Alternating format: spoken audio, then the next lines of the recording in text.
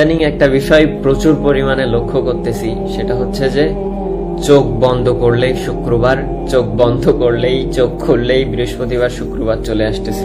এই কথা যে আমি একা বলতেছি বিষয়টা এমন না, অনেকের পোস্ট দেখলাম, বিষয়টা মোটেও কাকতালীয় না। আমি নিজেই অনুধাবন করতেছি কিভাবে যেন দিন কেটে যাচ্ছে।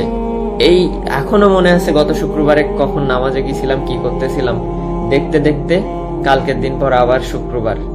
তো মানে এই পরিমাণে যে সময় চলে যাচ্ছে আমাদের হাত থেকে দ্রুত, দিন শেষে একটা জিনিস মনে হয় যে আসলে নিজের জন্য বা আখিরাতের জন্য তেমন কিছু হয়তো বা আমরা করতেই পারলাম না।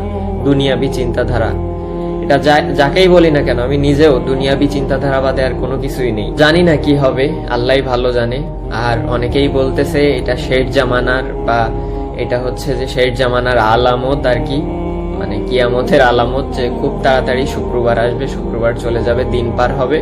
আসলেই হচ্ছে, মানে দিন কিভাবে যেন কেটে যাচ্ছে। সকালে আমি অফিসে যাই, দেন বিকালে আসি,